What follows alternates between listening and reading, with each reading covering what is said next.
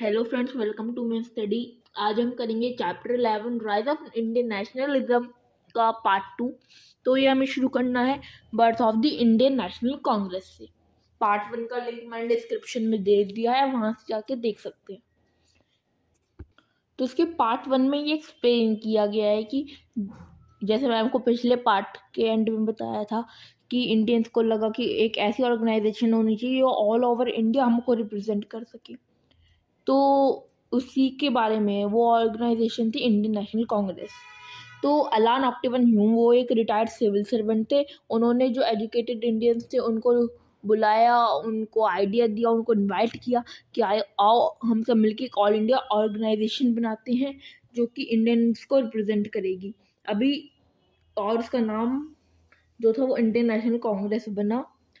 जो कांग्रेस थी वो 28 दिसंबर 1885 को फॉर्म हुई थी। इस दिन इसका पहला सेशन भी था और इस सेशन को जिसने प्रिसाइड किया, जिसने हेड किया, वो थे वोमेश चंद्र बैनर्जी, शॉर्ट में WC बैनर्जी आप कह सकते हो। और जो फोटो है ये है अलान ऑक्टिवन ह्यूम की, जिन्होंने न्योता दिया था INC इंडियन नेशनल कांग्रेस बनाने का। अभी जो ये पहला सेशन हुआ 28 दिसंबर को 1885 में, इसमें टोटल 72 डेलीगेट्स थे, टोटल 72 मेंबर्स ने पार्टिसिपेट किया। अभी कांग्रेस ने इंडिया की फ्रीडम मूवमेंट में पार्टिसिपेट किया और जब कांग्रेस 1885 में फॉर्म हुई तो यहाँ से लेकर 1947 तक के पीरियड को नेशनल मूवमेंट भी कहते हैं। अब इस मूवमेंट में टोटल 4 पार्ट थे, 4 फेजेस थे। पहला है मॉडरेट फेज 1885 से 1905 तक, दूसरा एक्सट्रीमिस्ट फेज 1905 से 1918 तक, और तीसरा है गांधीयन फेज 1919 से लेकर 1939 तक, 20 सालों तक, और जो चौथा आखिरी है वो है फाइनल फेज 1939 से फाइनल फेज तक। तो ये वाला जो चैप्टर है राइज ऑफ इंडियन नेशनलिज्म, इसमें हम बस 2 फेज पढ़ने जा रहे हैं जो कि हैं मॉडरेट फेज और एक्सट्रीमिस्ट फेज। सबसे पहले आ जाता है मॉडरेट फेज। तो मॉडरेट फेज के कुछ लीडर्स के नाम सबसे पहले गिवन है। उन लीडर्स के नाम है दादा भाई नारोजी, सुरेंद्र नाथ बैनर्जी, फिरोज शाह मेहता, जी सुब्रमण्यम अय्यर, MG रनादे, बदरुद्दीन तैयबजी, GK गोखले, रमेश चंद्र दत्त। ये कुछ फेमस मॉडरेट फेज के लीडर्स हैं। ये सब जो लोग थे इन पे वेस्टर्न एजुकेशन का भूत सवार था। ये सब वेस्टर्न एजुकेशन को काफ़ी ज़्यादा मानते थे, उससे काफ़ी ज़्यादा इन्फ्लुएंस थे और इन सब का ब्रिटिश रूल में भी काफ़ी ज़्यादा फेथ और विश्वास थी। तो ये लोग सेल्फ गवर्नमेंट्स के बारे में कुछ भी नहीं सोचते थे, कुछ वक्त ये उस चीज़ के बारे में कुछ भी नहीं सोचते थे।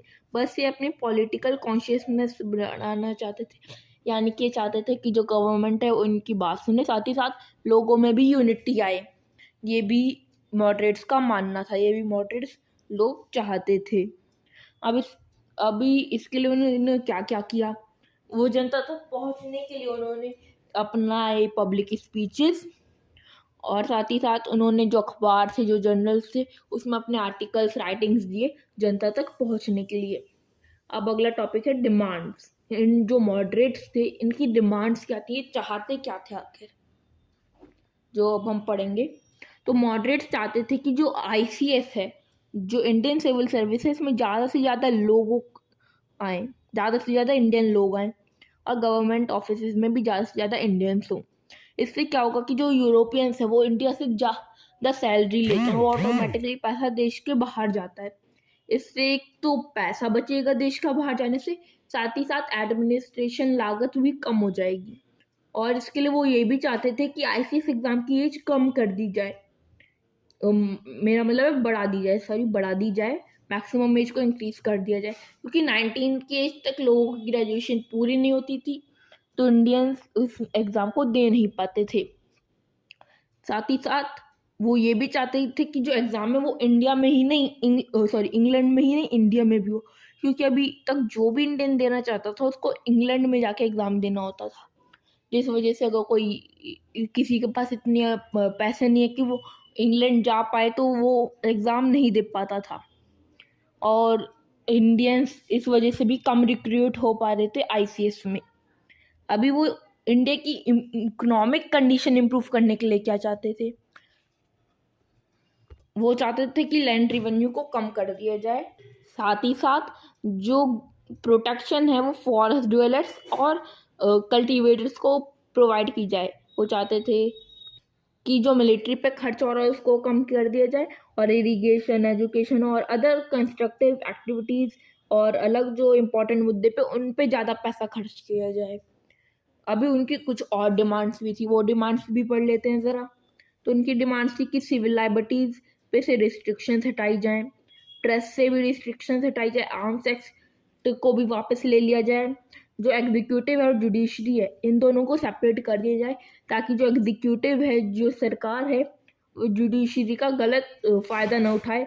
साथ ही साथ जो इंडियन लेबर्स फॉरेन में जैसे कि south Africa, south east Asia, Mauritius जैसे देशों में काम कर रहे थे, इन इंडियन लेबर्स को भी बेटर वर्किंग कंडीशन प्रोवाइड करी जाएँ, जो कि अभी तक प्रोवाइड नहीं हो रही थी। अभी इसके लिए उन्होंने क्या-क्या मेथड्स अपनाए, ये सब अपनी डिमांड्स को प्रूफ करने के लिए। इसके लिए उन्होंने बस कॉन्स्टिट्यूशनल मेथड्स अपनाए, जैसे कि पिटीशंस और अपील्स।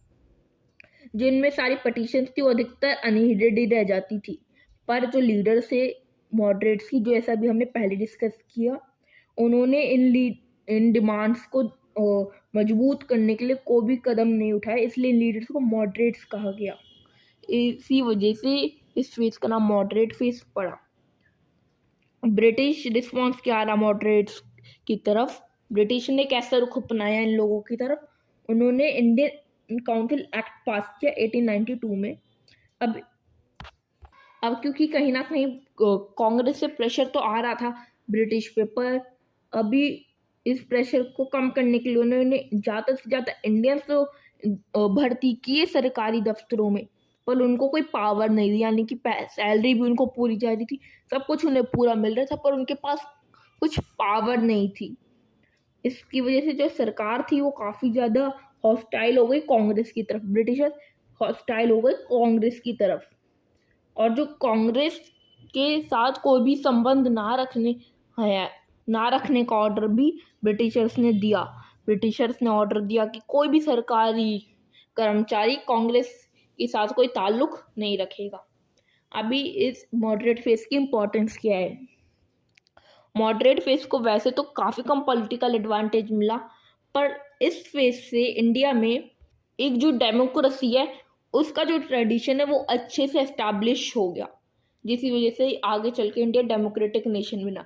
इसमें मॉडरेट फेज का काफ़ी ज़्यादा योगदान है, काफ़ी ज़्यादा मेहनत है। इसके बाद आता है एक्सट्रीमिस्ट फेज। एक्सट्रीमिस्ट फेज जो था वो 1905 से 1918 तक चला। अभी इसमें क्या हुआ? इसमें बेसिकली ये हुआ कि जो कांग्रेस लीडर्स थे उनका जो रुख था वो ब्रिटिश गवर्नमेंट के प्रति बदल गया, क्योंकि उन्होंने जब देखा कि सरकार उनकी सुनी नहीं रही है, देश में की इकोनॉमी गिरती जा रही है, काफ़ी ज़्यादा बेरोजगारी हो रही है, एजुकेटेड इंडियंस में काफ़ी ज़्यादा सूखे पड़ रहे हैं, काफ़ी ज़्यादा नेचुरल कैलामिटीज़ आ रही हैं, तो इससे जो कांग्रेस के लीडर्स थे वो गवर्नमेंट के प्रति अपना रुख बदल रहे थे। उन्होंने मॉडरेट्स को क्रिटिसाइज़ किया और कहा कि जो उनके तरीके हैं वो एक तरीके से भीख मांगने जैसे हैं, और उन्होंने मास एजिटेशन को अपनाया, यानी कि काफ़ी ज़्यादा लोगों को इकट्ठा किया सरकार के खिलाफ। अभी कुछ इम्पोर्टेंट एक्सट्रीमिस्ट लीडर्स, तो इनमें बेसिकली यहाँ पे 4 लीडर्स के नाम है, जो कि हैं बाल गंगाधर तिलक, लाला लाजपत राय, साथ ही साथ बिपिन चंद्र पाल और अरबिंदो घोष। बंकिम चंद्र चटर्जी ने एक सॉन्ग लिखा वंदे मातरम। जब ये सॉन्ग लोगों ने पढ़ा तो उनके अंदर एक नई स्पिरिट आई आज़ादी पाने के लिए। अब आ जाता है तिलक रोल। बाल गंगाधर तिलक का क्या रोल था इंडिया को आज़ादी दिलवाने में? तो जो बाल गंगाधर तिलक थे उन्होंने काफ़ी ज़्यादा रैलियाँ करी, काफ़ी ज़्यादा मास एजिटेशंस किए फेस्टिवल्स के टाइम पे, जैसे कि गणपति फेस्टिवल हो गया, या फिर शिवाजी, या फिर किसी और हिस्टोरिकल फिगर की याद में जब भी कोई सेलिब्रेशन होती थी। उन्होंने जो काफ़ी ज़्यादा हैवी टैक्सेस थे उसके खिलाफ भी कैंपेन किया, सरकार को भी क्रिटिसाइज़ किया, क्योंकि सरकार ने जब 1896-1907 में पुणे में प्लेग फैला था तो लोगों की कोई मदद नहीं करी थी। इसके खिलाफ भी तिलक ने सरकार को क्रिटिसाइज़ किया। अभी इसके लिए क्योंकि वो सरकार के खिलाफ कैंपेन चला रहे थे देश को आज़ादी दिलवाने में, इसलिए बाल गंगाधर तिलक को 1897 में जेल कर दी गई। तिलक का एक स्लोगन था जो था कि Swaraj is my birth right and I shall have it, कि स्वराज मेरा जन्मसिद्ध अधिकार है और मैं इसे लेकर रहूँगा। स्वराज का मतलब होता है सेल्फ गवर्नेंस, सेल्फ रूल। और जब इन्होंने ये स्लोगन दिया तो ये जो एक्सट्रीमिस्ट थे इनका एक नया गोल बन गया, इनका एक सपना बन गया। अब अगला आ जाता है पार्टीशन ऑफ बंगाल, बंगाल का विभाजन। जो लॉर्ड कर्जन थे, वायसराय थे वो इंडिया के, तो उनकी जो काफ़ी ज़्यादा पॉलिसीज़ थी वो इंडियंस के खिलाफ थी, जिसकी वजह से एक्सट्रीमिस्ट उन पर काफ़ी ज़्यादा नाराज़ थे। बंगाल काफ़ी ज़्यादा इम्पोर्टेंट सेंटर था नेशनल मूवमेंट का, क्योंकि उस टाइम पे बहुत बड़ा स्टेट है, उसमें बांग्लादेश, वेस्ट बंगाल, बिहार, झारखंड, असम और उड़ीसा के कुछ पार्ट्स भी आते थे, यानी कि एक बहुत बड़ा स्टेट था, जिस वजह से काफ़ी इम्पोर्टेंट सेंटर भी था नेशनल मूवमेंट का। इस वजह से जो लॉर्ड कर्जन थे, वायसरॉय कर्जन, इन्होंने 1905 में बंगाल का विभाजन कर दिया। और क्या बहाना मारा इसके लिए? इन्होंने इसके लिए कहा कि ये काफ़ी बड़ा है और अगर हम इसका विभाजन करेंगे तो इसको जो एडमिनिस्ट्रेशन करना है वो काफ़ी ज़्यादा आसान हो जाएगा। पर जो उन्होंने पार्टीशन किया था वो एक्चुअली रिलीजन पे के बेसिस पे किया था, क्योंकि जो असम था और जो बांग्लादेश है वो मुस्लिम मेजॉरिटी था, इसलिए उसको एक पार्ट दिया गया, और जो वेस्टर्न साइड थी वो हिंदू मेजॉरिटी थी तो उसको एक पार्ट दिया गया। तो इन्होंने जो डिवीज़न किया वो रिलीजन बेसिस पे था, हिंदू मुस्लिम के बेसिस पे था, इसलिए वो इनडायरेक्टली चाहते थे कि जो बंगालीज हैं उनकी यूनिटी टूट जाए। अभी इस विभाजन के खिलाफ लोगों ने मुहिम चलाई, जिसमें वो व्रत करते थे, प्रोसेशंस करते थे और वंदे मातरम गाने को भी गाते थे। जो प्रोटेस्टर्स थे उन्होंने एक दूसरे को राखी बांधी ताकि अपना ब्रदरहुड, भाईचारे को वो डिमॉन्स्ट्रेट कर सकें। इस टाइम पर रविंद्रनाथ टैगोर ने अमर सुनार बांग्ला गाना भी लिखा, जो कि आगे चल के बांग्लादेश का नेशनल एंथम बना। जो एंटी पार्टीशन मूवमेंट थी ये इंडिया के कुछ और पार्ट्स में भी फैली, जैसे कि आंध्र प्रदेश में, यहाँ पे इसको वंदे मातरम मूवमेंट कहा जाता था। अब आ जाता है न्यू मेथड्स ऑफ एजिटेशन, यानी कि लोगों में यूनिटी लाने के लिए एक्सट्रीमिस्ट ने क्या नए और मेथड अपनाए। तो इसके लिए उन्होंने बॉयकॉट और स्वदेशी के मेथड अपनाए। तो बॉयकॉट क्या था?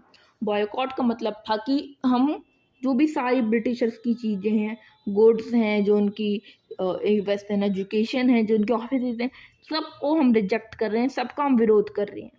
जो ब्रिटिश के जो गुड्स थे, जो ब्रिटिशर्स का सामान था, उसको पब्लिकली जलाया गया। स्टूडेंट्स ने अपनी स्कूल को छोड़ के मूवमेंट को ज्वाइन किया, और पहली बार इंडियन वुमेन ने कोई मूवमेंट इतनी लार्ज नंबर्स में ज्वाइन करी थी, और वो मूवमेंट थी बॉयकॉट की मूवमेंट। और साथ ही साथ उन्होंने स्वदेशी को भी अपनाया।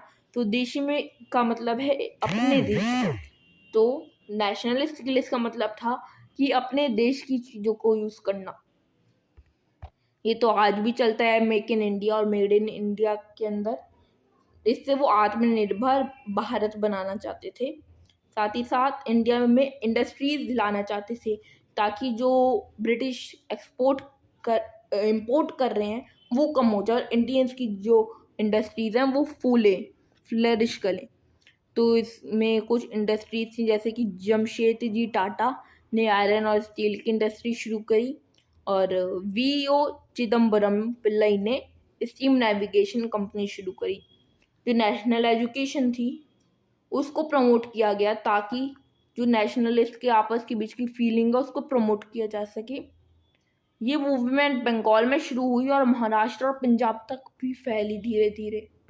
अब गवर्नमेंट का रिस्पॉन्स क्या था स्वदेशी और बॉयकॉट के खिलाफ? तो गवर्नमेंट का ये काफ़ी ज़्यादा बुरा रिस्पॉन्स था, जिसकी वजह से इस मूवमेंट को काफ़ी ज़्यादा बुरा झटका लगा। अब ब्रिटिशर्स ने देखा कि इंडियंस यूनाइट हो रहे हैं, तो उन्होंने डिवाइड एंड रूल की पॉलिसी अपनाई, क्योंकि उन्होंने देखा था कि जब उन्होंने बंगाल का पार्टीशन किया तब हिंदूज एंड मुस्लिम्स ने यूनिटी दिखाई है। तो इसके लिए उन्होंने डिवाइड एंड रूल अपनाया। इसके लिए उन्होंने एक ऐसी अफवाह फैलाई लोगों में कि जो पॉलिटिकल और जो इकोनॉमिक इंटरेस्ट हैं हिंदूज के और जो मुस्लिम्स के जो इंटरेस्ट हैं वो अलग हैं। अभी इसकी इन पॉलिसी से 1906 में मुस्लिम लीग बन गई। इन 1906 में हुआ क्या कि नवाब सलीमुल्लाह ढाका के वो रहने वाले थे। उन्होंने कुछ अदर इम्पॉर्टेंट मुस्लिम लीडर्स के साथ ऑल इंडिया मुस्लिम लीग को ढाका में फाउंड किया, उसको बनाया, जिसके वो एम क्या था इस मुस्लिम लीग का। इससे वो चाहते थे कि जो इंडिया के जो मुस्लिम्स हैं इनके जो पॉलिटिकल इंटरेस्ट है इनको प्रमोट किया जाए और प्रोटेक्ट किया जाए। लीग ने पार्टीशन ऑफ बंगाल को सपोर्ट करा। इससे ब्रिटिशर्स को काफ़ी ज़्यादा फ़ायदा भी हुआ। उन्होंने मुस्लिम्स के रिजर्वेशन मांगी गवर्नमेंट सर्विसेज में। बाद में उन्होंने ये भी कहा कि जो मुस्लिम्स हैं उनके लिए अलग पॉलिटिकल रिप्रेजेंटेशन हो, अलग इलेक्टोरेट्स के साथ, यानी कि वो अपने फिक्स्ड नंबर ऑफ इलेक्टोरेट्स भी चाहते थे। अब आया मॉर्ली मिंटो रिफॉर्म्स। ये एक्चुअली एक बिल है। उस टाइम पे 1909 में इंडियन काउंसिल एक्ट आया जिसको मॉर्ले मिंटो रिफॉर्म्स भी कहते हैं। इसमें क्या था कि जो लेजिस्लेचर है उसमें ज़्यादा नंबर ऑफ पीपल होंगे, ज़्यादा नंबर ऑफ इलेक्टेड मेंबर्स होंगे, पर वो अपनी डिवाइड एंड रूल पॉलिसी से पीछे नहीं हटे। इसके लिए उन्होंने साथ ही साथ एक अलग इलेक्टोरेट, अलग लेजिस्लेचर बनाया मुस्लिम्स के लिए और अलग ही कॉन्स्टिट्यूएंसीज बनाई जिनसे बस मुस्लिम ही इलेक्ट हो सकते हैं। तो ये था मॉर्ली मिंटो रिफॉर्म्स। अब बात आती है कि कांग्रेस में स्प्लिट कब हुआ, कांग्रेस में के दो टुकड़े कब हुए, कांग्रेस में मतलब लोग बटे कब। तो क्या हुआ कि 1906 का सेशन था कांग्रेस का कैलकाटा में। इसमें दादा भाई नौरोजी ने स्वराज को अपना गोल बनाया कांग्रेस का। एक्चुअली दादा भाई नौरोजी पहले मॉडरेट्स थे, फिर वो एक्सट्रीमिस्ट बन गए। मॉडरेट्स को पर एक्सट्रीमिस्ट से काफ़ी ज़्यादा अलग विचार थे उनकी सोच काफ़ी ज़्यादा अलग थी एक्सट्रीमिस्ट से। वो एक्सट्रीमिस्ट जैसे कि चाहते थे कि स्वदेशी बॉयकॉट मेथड हो, पर ऐसा नहीं चाहते थे मॉडरेट्स, और ना ही चाहते थे कि ये मेथड बंगाल के बाहर अप्लाई हो। अभी 1907 में अगला सेशन हुआ कांग्रेस का सूरत में, जिसमें कि मॉडरेट्स और एक्सट्रीमिस्ट अलग अलग हो गए। उन्होंने स्प्लिट कर लिया कांग्रेस में 1907 में। अब जब ये सब चल रहा था तो इंडिया में रिवॉल्यूशनरी एक्टिविटीज़ भी हो रही थी। रिवॉल्यूशनरी एक्टिविटीज़ का मतलब है कि कुछ इंडियंस का मानना था कि केवल वॉयलेंस ही ब्रिटिशर्स को इंडिया से दूर भगा सकती है, इसलिए उन्होंने वॉयलेंस का सहारा लिया। उन्होंने सीक्रेट सोसाइटीज़ बनाई जहाँ पे उन्होंने अपने आइडियाज़ डिस्कस करे, हथियार बनाए और ब्रिटिश ऑफिसर्स को भी मारा। काफ़ी ज़्यादा रिवॉल्यूशनरीज को जेल कर दी गई और कुछ को तो बिना ट्रायल ही एग्जीक्यूट कर दिया गया, यानी कि बिना कोर्ट कस्टडी के ही फांसी पे चढ़ा दिया गया। और स्पेशली एक अंडमान सेलुलर जेल बनाई गई 1906 में, जिसमें कि जो पॉलिटिकल प्रिजनर्स थे इंडिया के उन्हीं को रखा जाएगा। अब जब ब्रिटिशर्स ने देखा कि जो बंगाल की पॉलिटिकल सिचुएशन है वो काफ़ी ज़्यादा डिस्टर्ब हो चुकी है, तो उन्होंने इंडिया की जो कैपिटल है वो कैलकाटा से दिल्ली कर दी 1911 में। और जब उन्होंने देखा कि उनकी डिवाइड एंड रूल पॉलिसी का ज़्यादा बड़ा असर नहीं हुआ है, तब उन्होंने पार्टीशन ऑफ बंगाल को भी ख़त्म कर दिया, यानी कि अब बंगाल को फिर से ही एक प्रेसिडेंसी बना दिया गया। अभी पर उन्होंने एक अलग बिहार का स्टेट बनाया जिसमें बिहार, झारखंड और उड़ीसा के पार्ट्स थे। ये थी रिवॉल्यूशनरी एक्टिविटीज़। क्या अभी आ जाता है national movement during world war 1, यानी कि आज़ादी की मुहिम कैसी चल रही थी वर्ल्ड वॉर 1 के वक्त। तो वर्ल्ड वॉर 1 जो कि 1914 से 1918 तक चला, इसमें कांग्रेस ने ब्रिटिशर्स का साथ दिया, कोऑपरेट किया ब्रिटिशर्स के साथ। काफ़ी ज़्यादा इंडियन सोल्जर्स को भी विदेश में भेजा गया ब्रिटिशर्स के लिए लड़ने के लिए। अभी इस सब से इंडिया में काफ़ी ज़्यादा कमी हो गई एसेंशियल गुड्स की, जिसकी वजह से उनके रेट भी काफ़ी ज़्यादा बढ़ गए। अब इससे काफ़ी ज़्यादा पूरे देश में इकोनॉमिक डिस्ट्रेस हुआ, इकोनॉमी गिरने लगी। इंडस्ट्रीज़ जैसे कि आयरन, स्टील और टेक्सटाइल की इंडस्ट्रीज़ जो वो फ्लरिश करी, क्योंकि जो वॉर सप्लाईज थी उसकी नीड्स को पूरा करने के लिए डिमांड बढ़ी और इम्पोर्ट्स भी गिरे थे उस वक्त। कुछ इंडियन बिजनेसमैन और इंडस्ट्रियलिस्ट ने इस टाइम में काफ़ी ज़्यादा प्रॉफिट भी कमाया। उन्होंने ब्रिटिशर से मांग करी कि उनको अपॉर्चुनिटीज़ दी जाएं जिससे कि वो अपने बिजनेस को बड़ा कर सकें, अपने बिजनेस को एक्सपेंड कर सकें। अब जब वॉर ख़त्म हो गया तब क्या हुआ? जब वॉर ख़त्म हुआ तो ब्रिटिशर्स ने इंडिया को कोई रिवॉर्ड नहीं दिया, जिसकी वजह से इंडिया काफ़ी ज़्यादा निराश, इंडियंस को काफ़ी ज़्यादा निराशा हाथ लगी। ब्रिटिशर्स ने कुछ भी नहीं किया जिससे कि गिरती इकोनॉमी को सुधारा जा सके, बल्कि उल्टा टैक्स बढ़ा दिए और सिविल लिबर्टीज़ हैं उन पे भी और ज़्यादा रिस्ट्रिक्शन पैदा कर दी। लखनऊ सेशन ऑफ 1916 में कांग्रेस का जो सेशन था लखनऊ में, उसमें मॉडरेट्स और एक्सट्रीमिस्ट यूनाइट हो गए, वापस एक हो गए। और इस टाइम पे कांग्रेस और मुस्लिम ने लखनऊ पैक्ट साइन किया। इस पैक्ट के अंदर था कि वो इंडिया के लिए सेल्फ गवर्नेंस मांगेंगे, पर वो अलग इलेक्टोरेट्स होंगे हिंदूज एंड मुस्लिम के लिए। ये था लखनऊ पैक्ट में। अब जो ये सारी डेवलपमेंट्स हुई, जो सारी मुहिमें हुई, चीज़ें हुई, इनसे नेशनल मूवमेंट यानी कि आज़ादी की मुहिम को काफ़ी ज़्यादा मदद मिली। तो ये था chapter 11 rise of Indian nationalism. आपको कैसा लगा आप डिस्क्रिप्शन में चैट में ज़रूर बताइएगा। और वीडियो पसंद आई हो तो लाइक कीजिएगा, चैनल को भी ज़रूर सब्सक्राइब कीजिएगा। Thank you.